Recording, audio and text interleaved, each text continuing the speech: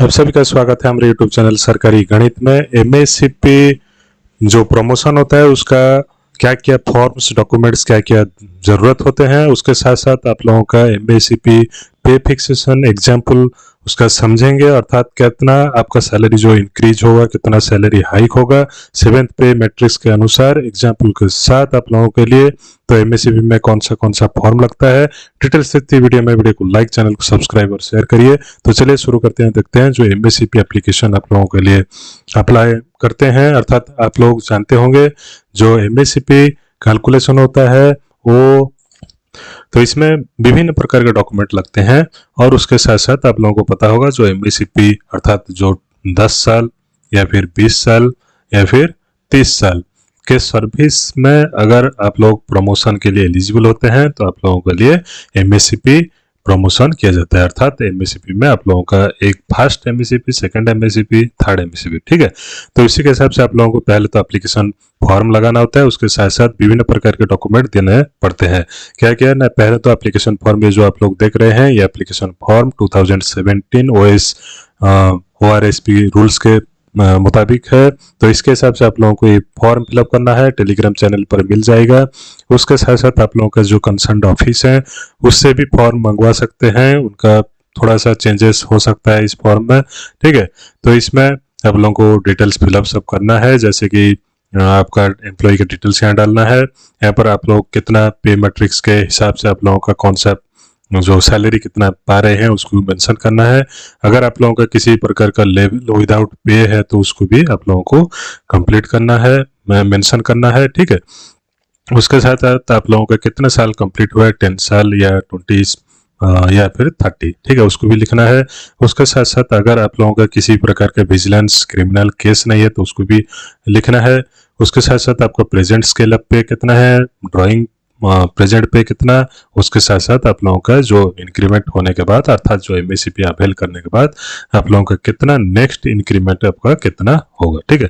उसको हम लोग एग्जाम्पल के साथ समझेंगे। तो उसके साथ साथ आपका पहला तो एप्लीकेशन फॉर्म डिपॉजिट करना है, उसके साथ और एक फॉर्म देना है जैसे कि फोर्थ शेड्यूल फॉर्म, ठीक है।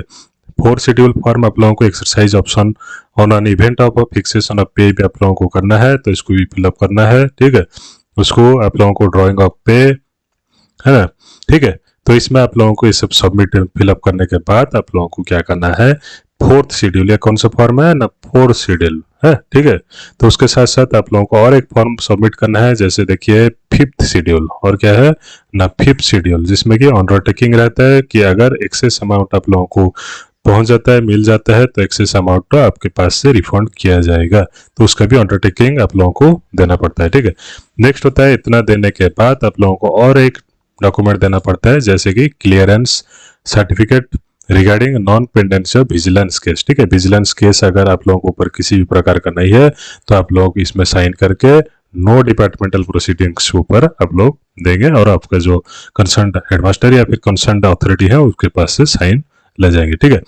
ये देने के बाद आप लोगों का जो कैलकुलेशन करके देखेंगे, उसके साथ साथ और भी बहुत सारे डॉक्यूमेंट लगते हैं, जैसे कि आप लोगों का लास्ट ईयर का जो प्रॉपर्टी स्टेटमेंट है उस वो भी लगता है, ठीक है। प्रॉपर्टी स्टेटमेंट आपका लगेगा।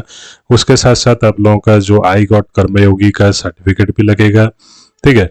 उसके साथ साथ आप लोगों का ओरिजिनल सर्विस बुक, ठीक है, ओरिजिनल सर्विस बुक जो है अपडेटेड ओरिजिनल सर्विस बुक भी लगेगा, ठीक है। उसके साथ साथ आप लोगों का और क्या लगेगा, इतना ही बस दे देना है। उसके साथ साथ आप लोगों को पता होगा और क्या देना पड़ता है। उसके साथ साथ आप लोगों को सेवेंथ पे मैट्रिक्स जो देखते हैं, सेवेंथ पे मैट्रिक्स का अनुसार आप लोगों का कैलकुलेशन करके देखते हैं कितना सैलरी हाइक होगा, ठीक है। तो इसको थोड़ा जूम कर लेते हैं, देखिए, ठीक है, क्लियर हो गया होगा आपका, ठीक है। एक एग्जाम्पल के तहत हम लोग समझते हैं, अगर किसी एम्प्लॉय जो कि 4200 ग्रेड पे अर्थात 4200 ग्रेड पे में जो जॉब किया था और उसका 10 ईयर कंप्लीट हो गया है, ठीक है, उसी को हम लोग कैलकुलेशन करके देखेंगे, ठीक है। यहाँ पर मैं दिखाता हूँ और थोड़ा जूम कर लेते हैं, फिर भी क्लियर नहीं हुआ और थोड़ा जूम कर लेंगे। देखिए यहाँ पर 4200 जो हैगा आपका जो पेमेंट में अगर किसी एम्प्लॉय ने क्या किया है ना, जॉब किया है, तो इसमें आप लोगों का देखिए लेवल 9 हैगा। उसके साथ साथ आप लोगों का अगर 10 साल कंप्लीट कर दिए हैं तो वो लोग कहाँ तक पहुंचे होंगे ना, 46,200 बेसिक में पहुंचे होंगे। तो नेक्स्ट इंक्रीमेंट अर्थात जो 10 साल का इंक्रीमेंट है 47,600 का होगा। ठीक है, तो 46,600 का इंक्रीमेंट पाने के बाद अर्थात 10 साल का कंप्लीट करने के बाद क्या होगा ना, आप लोगों का एमएससीपी के लिए लगेगा।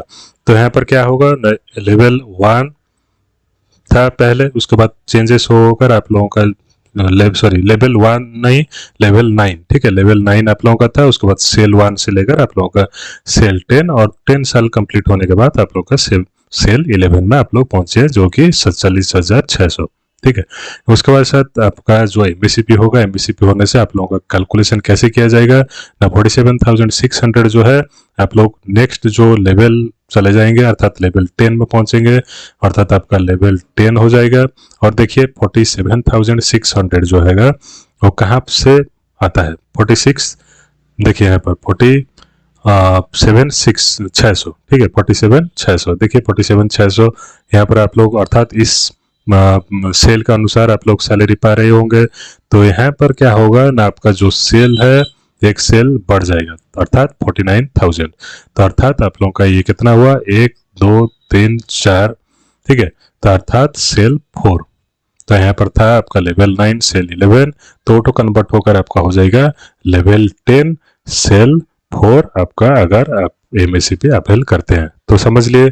अर्थात इसमें कुछ ज़्यादा फर्क नहीं है, जो यहाँ पर 47,600 था सेम यहाँ पर आपको 49,000 भी मिला होता, लेकिन जो कि लेवल चेंज करके लेवल 10 कर दिया गया। ठीक है, तो इसी के हिसाब से आप लोगों का सैलरी कैलकुलेशन किया जाता है, और आपका जो सैलरी है इतना ही बढ़ेगी, अर्थात 2-3 हज़ार ही बढ़ेगी। ठीक है, धन्यवाद। वीडियो को लाइक, चैनल सब्सक्राइब, शेयर करिए, और बहुत सारे वीडियो अवेलेबल है, जाकर देखिए।